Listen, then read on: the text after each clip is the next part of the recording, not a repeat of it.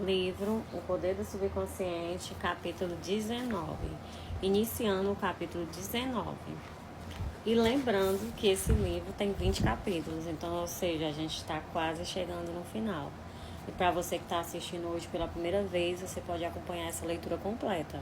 Você pode estar acompanhando aqui mesmo pelo TikTok ou pela rede vizinha. Qualquer coisa me pede o link no privado, que eu te mando o link lá da playlist bem certinho para você ir direto para a playlist, tá? Porque eu também na outra rede rosa, né? Também tenho lá. Mas lá tá bem menos avançada a leitura que aqui, porque como eu gravo por essa plataforma, então aqui tá em tempo real. Aqui a gente tá entrando no capítulo 19. E lá nas outras redes eu tô colocando devagarinho. Então lá ainda tá, eu acho que no 7º capítulo, tá? Como usar a mente subconsciente para eliminar o medo.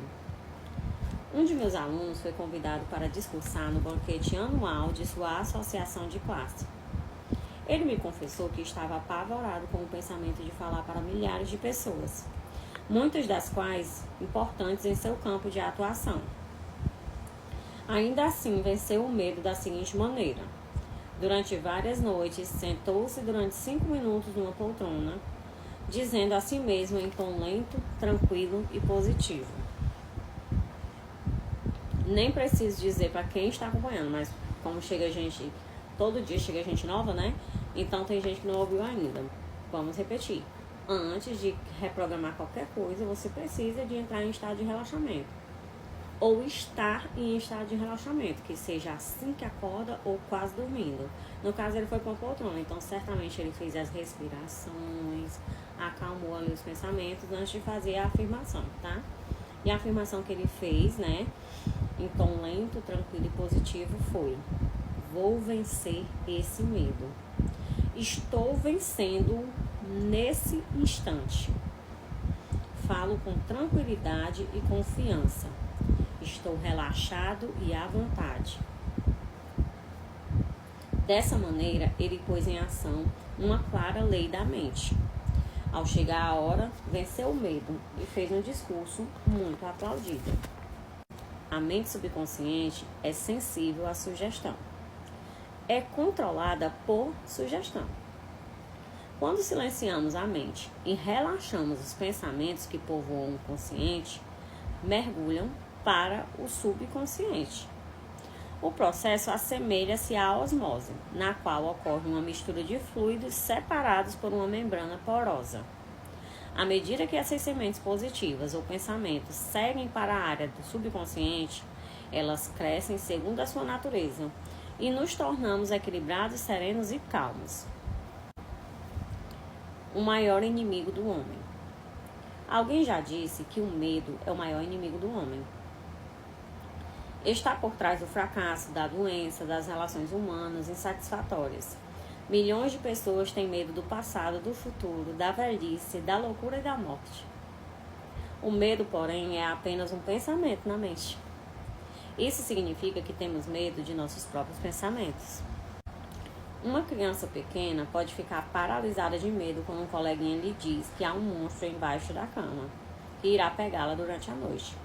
Quando os pais acendem a luz e lhe mostram que não há monstro algum, ela perde o medo. O medo na mente da criança era tão real como se realmente tivesse um monstro embaixo da cama.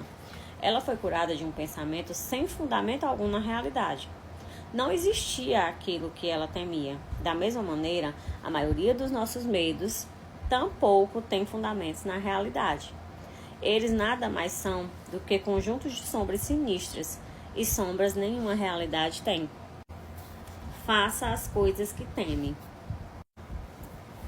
Aí aqui ele fala sobre um grande filósofo, que eu não sei falar o nome, do filósofo e poeta do século XIX.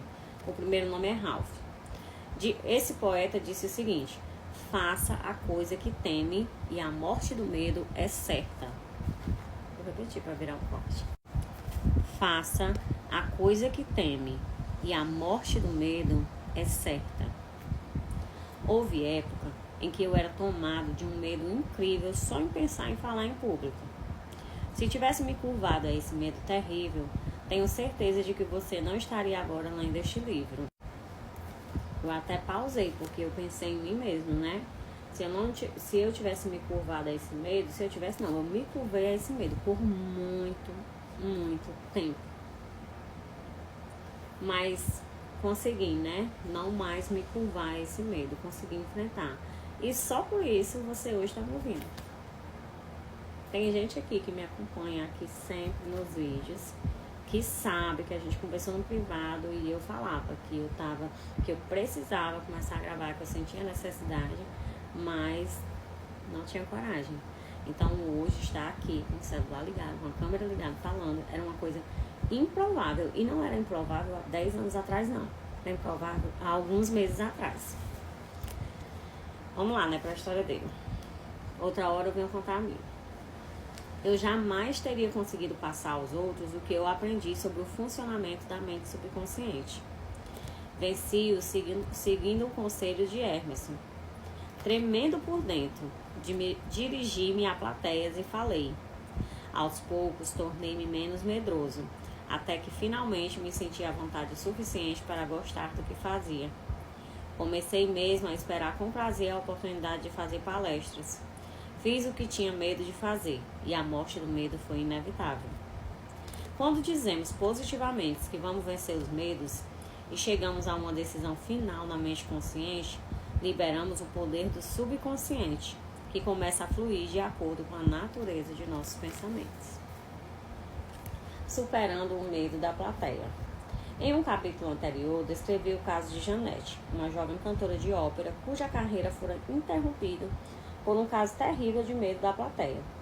Ao ser convidada para um teste de voz com possibilidade de escolha para um papel importante numa ópera, compreendeu que bem que poderia ser a sua última oportunidade de sucesso. Ainda assim, o nervosismo de enfrentar o público continuava tão forte como nunca.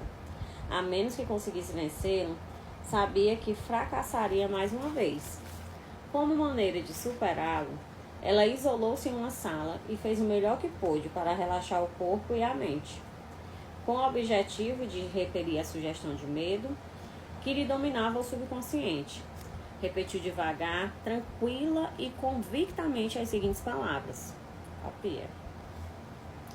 Eu canto maravilhosamente bem. Sou equilibrada, serena, confiante e calma. Aí você adequa, né? Repetiu essas palavras de 5 a 10 vezes de cada vez. Ao fim de uma semana, ela se sentia equilibrada e confiante. Ao chegar na hora, fez um teste brilhante. Se você adaptar o mesmo procedimento a qualquer situação em que se encontre e levá-la até o fim com seriedade e confiança, a morte do medo será inevitável.